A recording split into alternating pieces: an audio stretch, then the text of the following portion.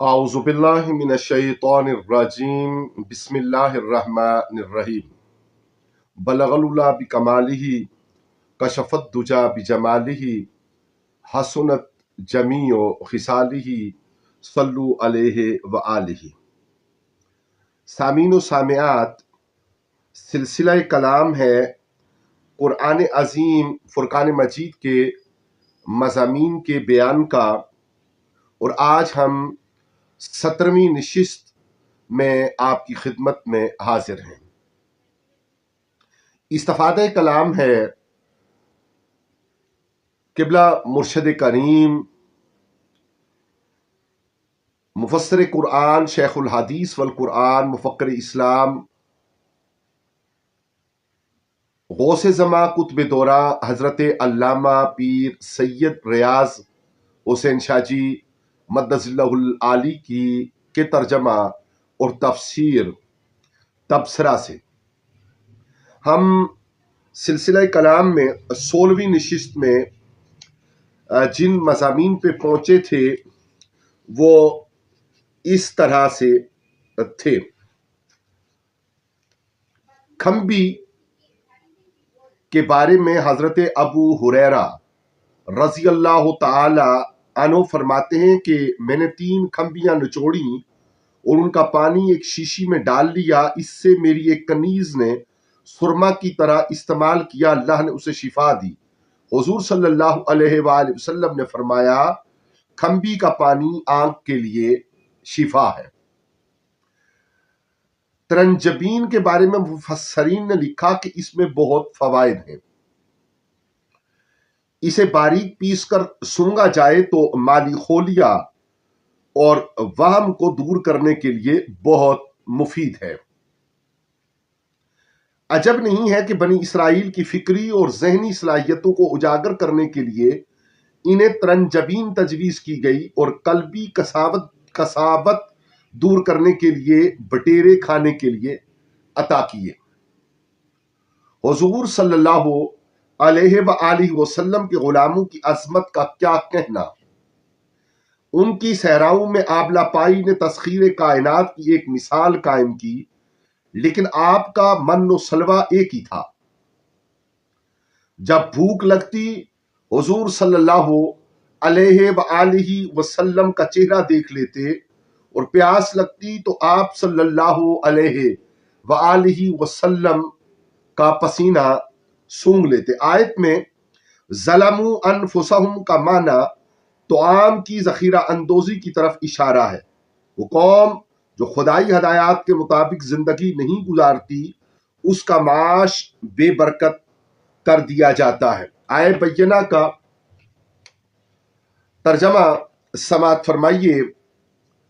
اور وہ یادگار واقعہ جب ہم نے حکم دیا داخل ہو جاؤ اس بستی میں، پھر کھاؤ اس سے بے دریغ جہاں سے چاہو، اور دروازہ سے داخل ہو سجدہ کرتے کرتے اور کہتے جاؤ معافی ہو معافی ہو، ہم بخش دیں گے تمہارے خطاؤں کو، اور بلا توقف احسان کرنے والوں کو تو اور زیادہ دیں گے۔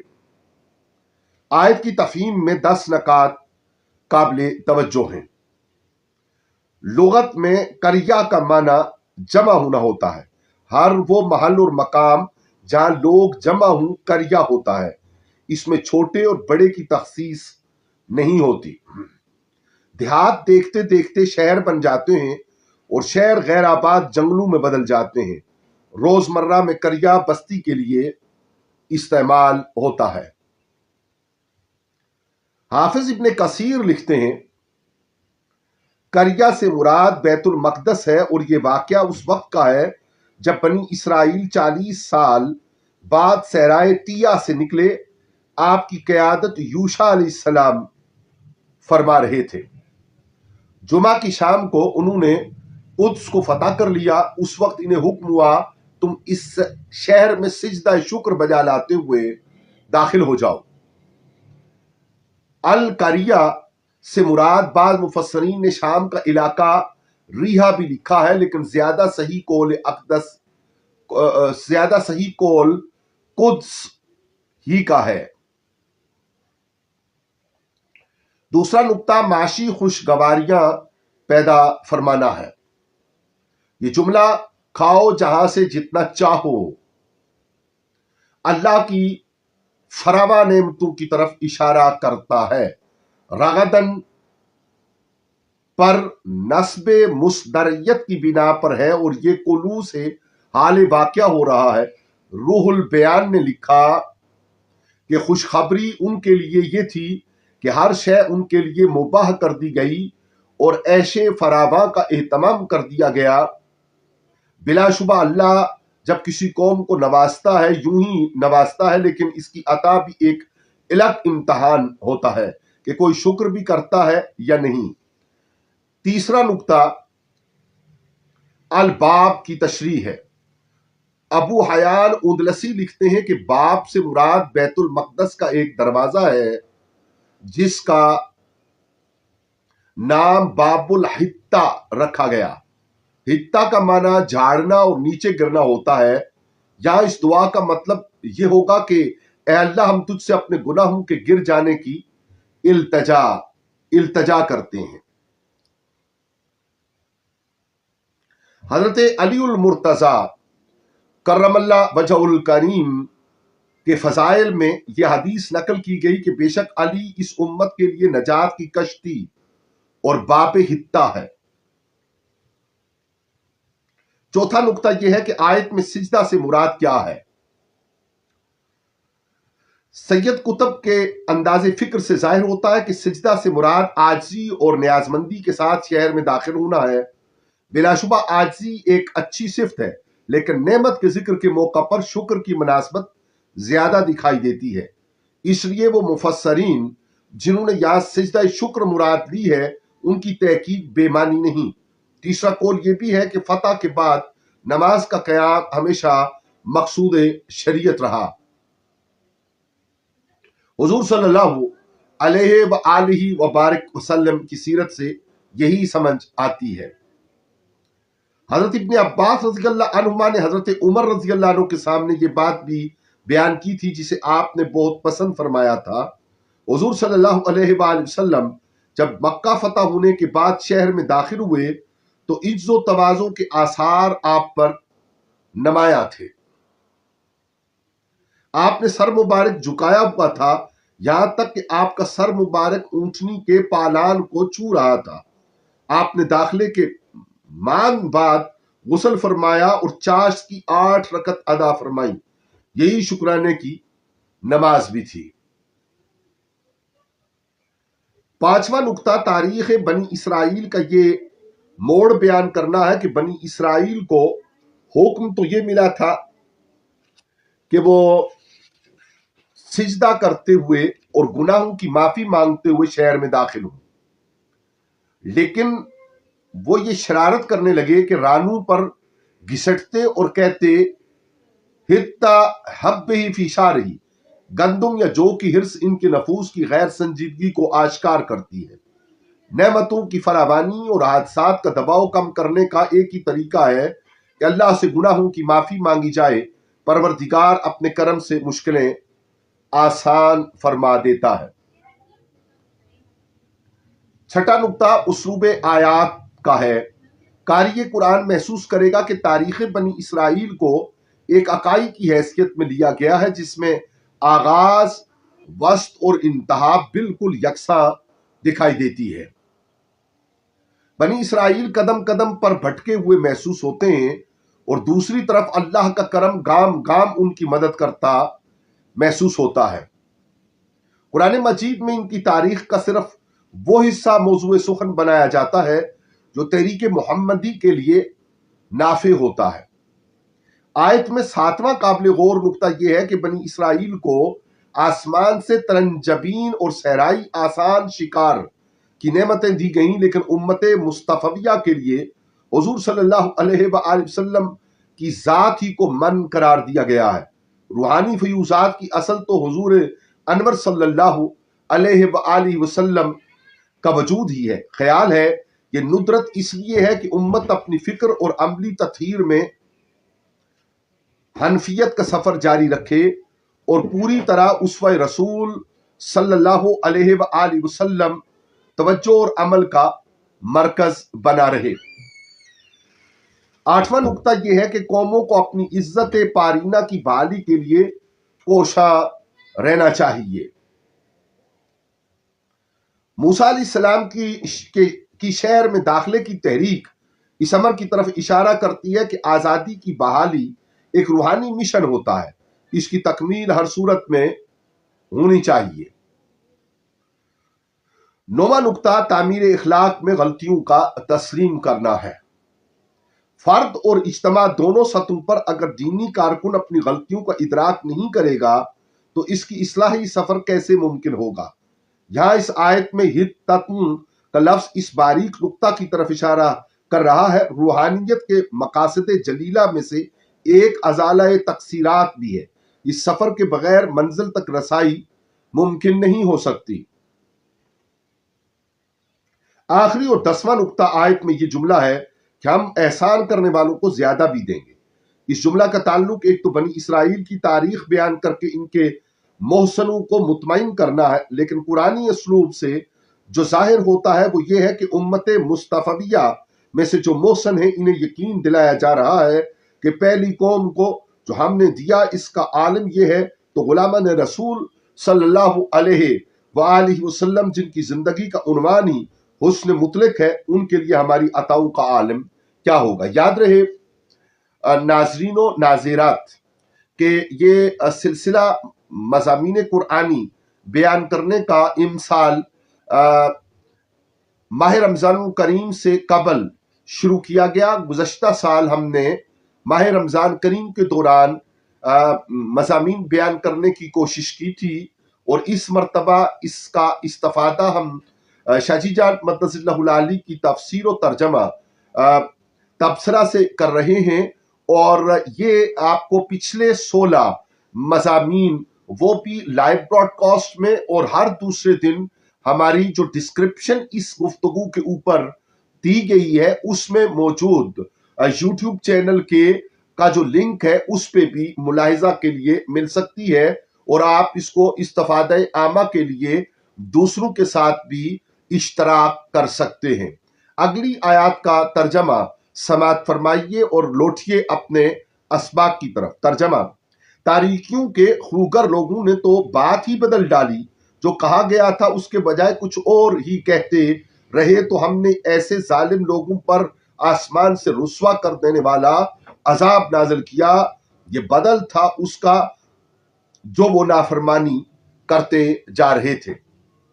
اور یاد میں لاؤ جب پانی مانگا موسیٰ نے اپنی قوم کے لیے، تو ہم نے کہا مارو ذرا اپنے ہاتھ والا ڈنڈا پتھر پر، تو پھوٹ پڑے اس سے 12 چشمے۔ جان لیا ہر گروہ نے اپنا گھاٹ، کھاؤ اور پیو اللہ کے رزق سے، اور نہ پھرو زمین میں فساد مچاتے ہوئے۔ ترجمہ: تاریکیوں کے خوگر لوگوں نے تو بات ہی بدل ڈالی، جو کہا گیا تھا اس کے بجائے کچھ اور کہتے رہے، تو ہم نے ایسے ظالم لوگوں پر آسمان سے رسوا کر دینے والا عذاب نازل کیا۔ یہ بدل تھا اس کا جو وہ نافرمانی کرتے جا رہے تھے۔ آیت میں 5 چیزیں قابل فہم ہیں۔ اقوال میں تحریک کا عمل، ظلم کی تباہیاں اور فساد، فَأَنزَلْنَا کی تعبیر، رجزن کیا ہے، فسق کے زندگی پر منفی اثرات۔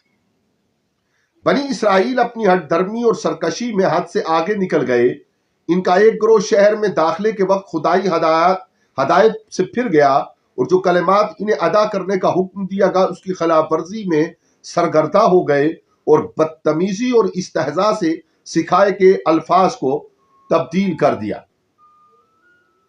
آسمانی اور نازل شدہ کتاب میں قطعی ہدایت رکھتی ہیں، انہیں من موج لوگ اپنی مرضی سے بدلنے کی کوشش کرتے ہیں۔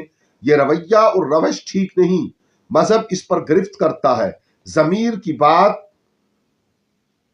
بدلنا ظلم ہوتا ہے، تو ضمیر آفرین کی بات بدل دینا ثواب تھوڑا ہی ہو سکتا ہے۔ دوسری چیز ہے ظلم، ہر خلاف عدل بات ظلم ہے، اور ہر ظلم قیامت کا اندھیرا ہے۔ عقیدے، عبادتیں اور محبتیں جب منزل صدق سے محروم ہو جائیں ظلم بن جاتی ہیں۔ یہ آیت بتاتی ہے ظالم شخص کی رسوائیاں اسے تباہیوں کی آگ سے جا ملاتی ہیں۔ ظالم شخص قانون کتاب اور آئین وفا ہر دو کی دھجیاں بکھیر دیتا ہے، اس لیے ظلم کو شرک قرار دیا گیا ہے۔ ظالم کو جتنا بھی لعنت سے بچانے کی کوشش کی جائے، آئین فطرت خود اس کو لعنت میں محصور کر لیتا ہے۔ ظالم حریف عدل ہوتا ہے، اس لیے وہ آسمانی تعزیروں سے بچ نہیں سکتا۔ اس آیت کے مطابق انسانوں کو ظلم کی نقابت نہیں کرنی چاہیے، عدل کے ساتھ رہنا چاہیے۔ نمرود اور ابراہیم، فرعون اور موسیٰ، شرار بولہبی اور مصطفی پیغام عدل، یزید اور حسین علیہ السلام، دراصل عدل اور ظلم کی جنگ ہے۔ ضمیروں اور ذہنوں کو بہرحال عدل کے ساتھ رہنا چاہیے۔ فَأَنزَلْنَا کی تعبیر عجیب تر ہے، اس لیے کہ آیت میں یہ عذاب کے لیے لائی گئی ایک طرف نزول کی نسبت آسمانی کتابوں کی طرف ہے اور دوسری طرف اسی لفظ کی تعبیر رسوائی، ذلت اور عذاب کے لیے دی گئی ہے۔ ممکن ہے اس میں اشارہ یہ ہو کہ جو قومیں منزل کتابیں نہیں مانتی، انہیں منزل عذاب ضرور مان لینا پڑتا ہے۔ ظالموں پر عذاب کے اتر جانے سے یہ مفہوم بھی آشکار ہوتا ہے کہ یہ خدائی عذاب صرف بنی اسرائیل کے ستم گروں اور ظالموں کے لیے خاص تھا۔ سب خشک اور تر تعبیر کے حصار میں نہیں لائے جا سکتے، لیکن اسلوب ہی بتاتا ہے کہ ظالم کی رسیاں ڈھیلی چھوڑی جا سکتی ہیں، لیکن اسے عذاب اور رسوائی سے بچایا نہیں جا سکتا۔ چوتھی بات رجزن کے معنی اور مطلب پر گفتگو ہے۔ علامہ راغب اصفہانی اور زبیدی حنفی لکھتے ہیں کہ رجزن کا اساسی معنی بد نظمی، اضطراب اور انحراف ہوتا ہے۔ خاص طور پر اونٹ جب اپنی کمزوری، بیماری اور ناتوانی کی وجہ سے اپنے پاؤں ایک دوسرے کے قریب منظم انداز میں نہ رکھ سکے تو کہا جاتا ہے اونٹ رجز کا شکار ہو گیا ہے۔ ہر آسمانی وبا، نفسیاتی انتشار اور خدائی سزا رجز ہوتی ہے۔ بزرگوں نے یہی لکھا کہ اس رجز کی واقعی شکل طاعون تھا جس نے لاکھوں لوگوں کو اجاڑ دیا۔ آیت کی پانچویں اور آخری بحث فسق سے متعلق ہے۔ ہر فرار جو بندے کو حق و اطاعت سے دور کر دے وہ فسق ہوتا ہے۔ فسق کی لعنت سب سے پہلے بندے کو ادراک اور احساس سے محروم کرتی ہے۔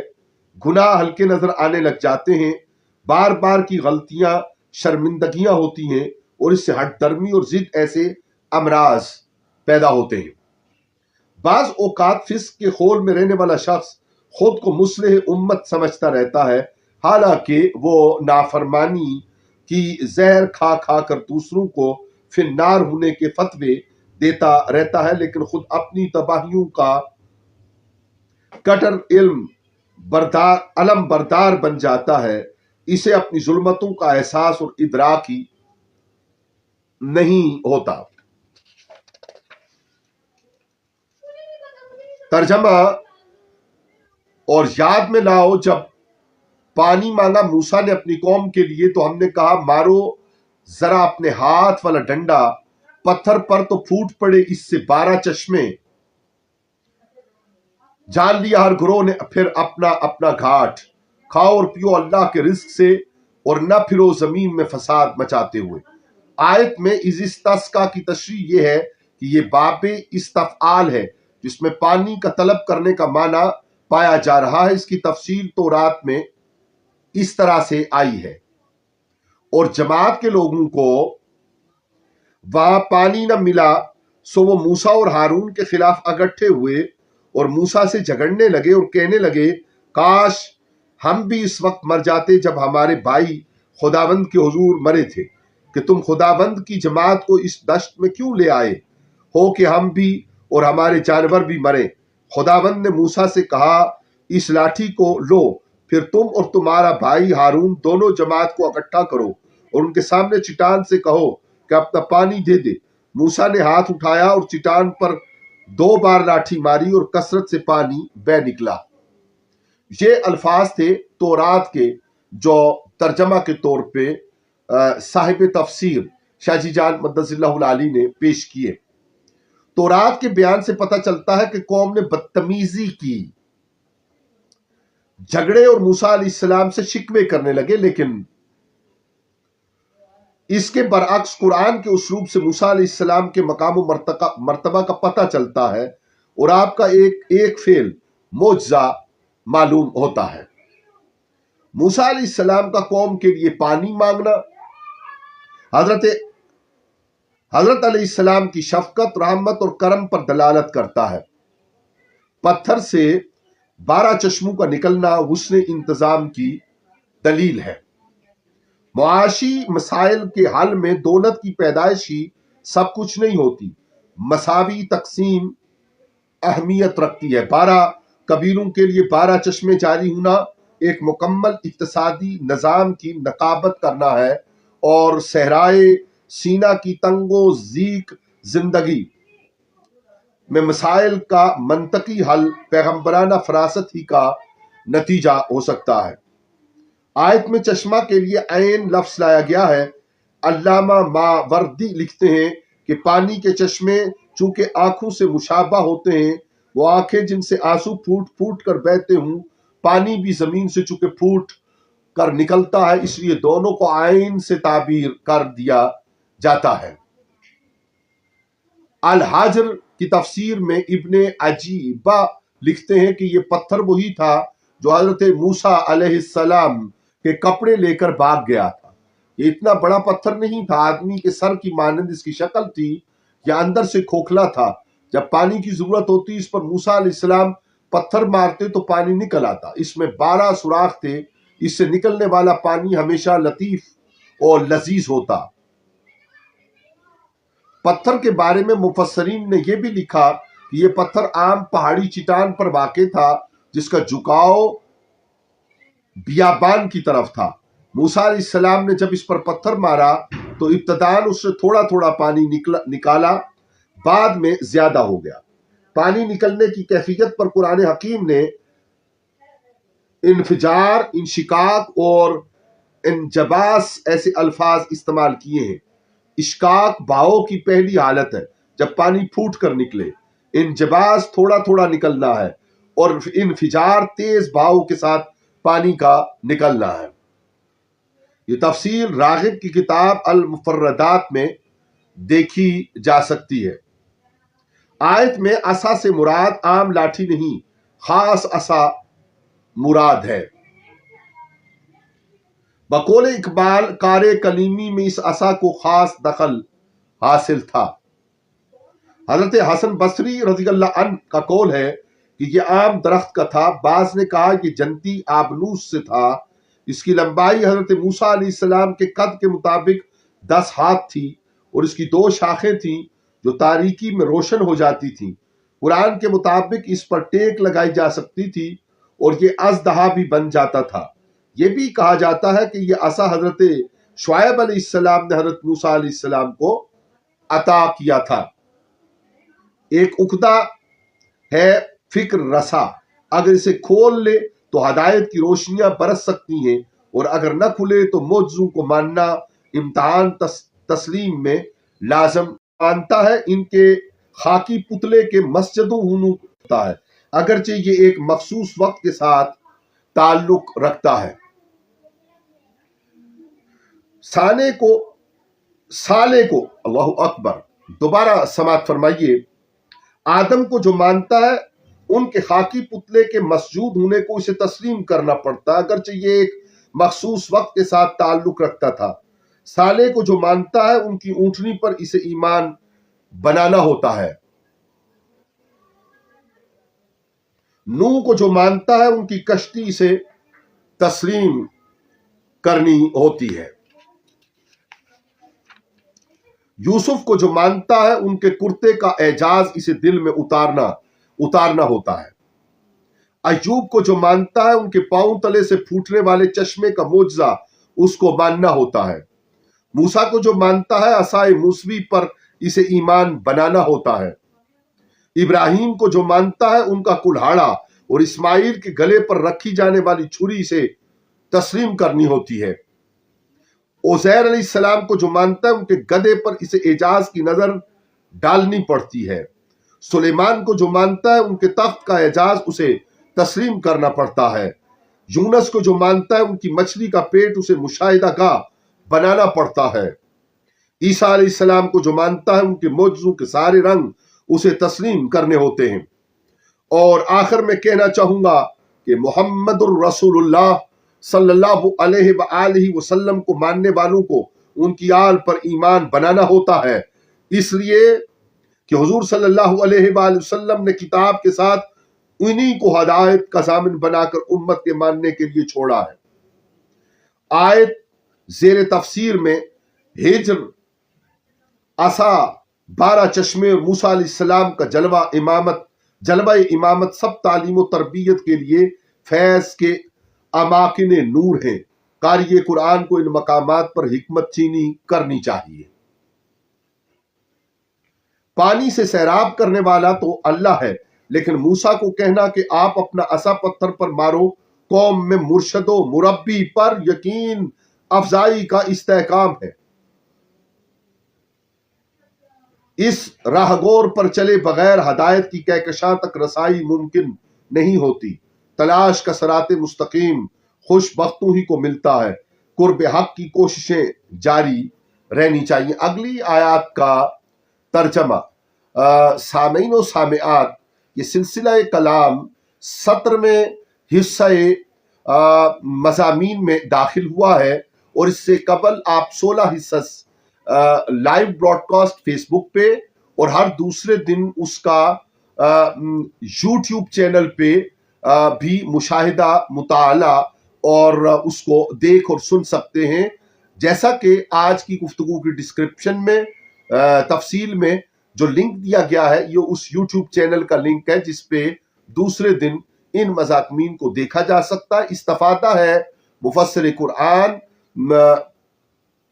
शेखुल हदीस वल कुरान, मुफक्कर इस्लाम, मुर्शद करीम, गौसे जमा कुतुब दौरा हजरत अल्लामा पीर सैयद रियाज हुसैन शाह जी मद्दजिल्लहुल आली की तर्जमा और तफसीर तबसरा से। अगली आयात बैयनात का तर्जमा समात फरमाए। और जब कहा तुमने ए मूसा हमसे सब्र नहीं हो सकेगा एक ही नौयत के खाने पर, अपने रब से हमारे लिए दुआ मांगिए कि निकाल फेंके हमारे लिए जमीन की पैदावार से कुछ साग, वाग, ककड़ी और गंदुम और मसूर और प्याज। फरमाया क्या तुम अदना को आला के बदले मांगने पर तुल गए हो? उतर पड़ो शहर में, तुम्हारे लिए वही है जो तुमने मांगा है। यूं इन पर जिल्लत और मुताजी मुसल्लत कर दी गई और वो लौटे अल्लाह के गजब के साथ। ये सब कुछ इसलिए हुआ कि वो अल्लाह की आयतों से इनकार करते और नबियों को नाहक कत्ल करते। इससे ज्यादा वो क्या नाफरमान होते और हद से बढ़ते। तर्जमा आयत और उसके तफसीरी जो महासन हैं उनको मुलाहिजा फरमाइए। तर्जमा। और जब कहा तुमने ए मूसा हमसे सब्र नहीं हो सकेगा एक ही नौयत के खाने पर, अपने रब से हमारे लिए दुआ मांगिए कि निकाल फेंके हमारे लिए जमीन की पैदावार से कुछ साग, वाग, ककड़ी और गंदुम और मसूर और प्याज। फरमाया क्या तुम अदना को आला के बदले मांगने पर तुल गए हो? उतर पड़ो शहर में, तुम्हारे लिए वही है जो तुमने मांगा है। यूं इन पर जिल्लत और मोहताजी मुसल्लत कर दी गई और वो लौटे अल्लाह के गजब के साथ। ये सब कुछ इसलिए हुआ कि वो अल्लाह की आयतों से इनकार करते और नबियों को नाहक कत्ल करते। इससे ज्यादा वो क्या नाफरमान होते और हद से बढ़ते। इस आयत में काबिल तवज्जो 5 उमूर हैं। पहला मुताला तो बनी इसराइल की सरकश जहनीत का जायजा है कि उन्होंने साफ साफ मूसा अलैहिस्सलाम से कह दिया कि हम एक ही किस्म के खाने पर कनात नहीं करेंगे। आम हालात में शायद इस किस्म की आरजू का कोई जवाब हो सकता हो, लेकिन आज़ादी और खुद मुख्तारी की जंग लड़ते हुए ये रवैया अपनाना गुस्ताखी ही पर महमूल किया जा सकता है। इन लोगों ने हाल ही में तो एक जालिम और जाबिर कौम से छुटकारा हासिल किया था, और तैयारी के बाद उन्होंने एक दूसरी कौम से नबर्द आजमा होना था। तरबियत के इस अरसे नाजुक में इन्हें जो कुछ मिल रहा था इसे जरूरत की तकमील के लिए काफी समझना चाहिए था, लेकिन इनकी रंगीन मजाजी की भी हद हो गई थी कि मन सलवा छोड़कर वो सब्जी प्याज मांगने लग गए थे। कुफरान नेमत के रवैयों ही की वजह से जिल्लत और मस्कनत इनका मुकद्दर बन गई। दूसरी चीज जो काबिल गौर है वो तरबियत में तरजीहात के इल्म न होने की है। किस वक्त क्या सही होता है दुनिया में, ये सलीका शख्सियत में होना इसकी अजमत की दलील होती है। बनी इसराइल सब्जियां तरकारियां गलत वक्त मांग रहे थे, ये उनके बदजोक होने की अलामत थी। मुमकिन है बनी इसराइल फिरौनियों के घर रह रहकर शरारतों की अमाजगा बन गए हों। वहां तो सवाए टाल मटोल और दीन पर बदहुज्जतियां कायम करने के कुछ था ही नहीं। इन्हें कहा जा रहा था कि मन्नो सलवा खाओ और जिहाद की तैयारी करो, और ये बद निहाद लोग जिहाद से भागना चाहते हूं, और इसके लिए कहा कि हम खीरे कद्दू खाएंगे। ज़रात में बेवक्त उतरने का मतलब जिहाद से भागना हो। इसे कुरान हकीम ने फिक्री गिरफ्त में लेकर कुरान पढ़ने वालों की इस्लाह की कि बाबे नबुव्वत के हर फैसले को फौरन अपनाना चाहिए। हुकूमत की तरह नहीं करना चाहिए कि जो काम न करना हो कमेटी बना दो। कुरान की इस आयत में तरबियत यह है कि बदवज़ा किस्म की जिंदगी फिरौनियत है। मुरत्तब और मौजू जिंदगी जो बाबे नबुव्वत पर गुजरे वो सद्दीकियत और उलूहियत है। तारीख इसी की तस्दीक करती है। तीसरा काबिल गौर नुक्ता बनी इसराइल पर जिल्लत और मस्कनत का थोप देना है। कुरान मजीद इस सिलसिला में तशखीस खुद करता है, जिस कौम में चार मर्ज आ जाएं वो तबाही और बर्बादी से नहीं बच सकती। एक वो कौम जो नबुव्वत की रहनुमाई की कदर न करे, अंबिया की रूहानी रहनुमाई से मुस्तफीद न हो, और उनकी संगदिली यहां जा पहुंचे कि वो नबियों को कत्ल करने पर आ उतरे, इनसे जारी होने वाली हदायत का मजाक उड़ाएं। दूसरा मर्ज कुफर और मासियत का है। वाली हदायत का मजाक उड़ाएं, कुफ्र और मासियत पे डट जाए। तीसरी बीमारी बेसब्री है, और चौथा मर्ज अदम इस्तकामत है। बनी इसराइल इन चारों बीमारियों का शिकार हो चुके थे। उनका जलील और बेबस हो जाना उनके काले किरदार का तबई नतीजा था। कुरान मजीद ने खुद इसकी वजाहत की है। तर्जमा, और अगर वो तौरात और इंजील पर कायम रहते और इस पर जो इनके रब की तरफ से इन पर नाजिल किया गया तो वो जरूर खाते ऊपर से भी और पांव के नीचे से भी। तो वो जरूर खाते ऊपर से और पांव के नीचे से भी, यानी उन्हें नेमतें मिलती। ये आयत बताती है दस्तूर इलाही पर अमल करने वाली कौमें जिल्लत और मस्कनत का शिकार नहीं होती। चौथी काबिल गौर बात इस आयत में बयान होने वाली चंद उमूर की वजाहत है। कौम की तिफलाना दरखास्त सुनकर मूसा अलैहिस्सलाम रंजीदा होते हैं और फरमाते हैं, अच्छा जाओ शहर में जाओ, जो कुछ तुम मांगते हो तुम्हें वहां मिल जाएगा। इस फरमान के दो मतलब हो सकते हैं। एक तो ये जो कुछ तुम मांग रहे हो वो मामूली चीजें हैं, तुम किसी भी शहर में जा निकलो तुम्हें लहसुन प्याज मिल जाएगा, इसलिए लंबी चौड़ी दरखास्त की क्या जरूरत है। हर शहर में ये चीजें वाफिर मिल जाती हैं। ये माना इस सूरत में होगा जब मिस्र से मुराद कोई भी शहर हो। माफी के ख्वास्तगार हैं। फनी वजूहात की बुनियाद पर हमें आज के मज़ामीन को यहाँ समेटना पड़ेगा। इंशाअल्लाह उल अजीज कल की नशिस्त में दोबारा मुलाकात होती है। اپنا خیال رکھیے۔ مالک کرم ہمارے مرحومین کی بخشش، بیماروں کو شفا یابی اور حاجت مندوں کی حاجت روائی فرمائے۔ امجد ارباب عباسی، کنوینر میلاد النور کونسل، کوثر۔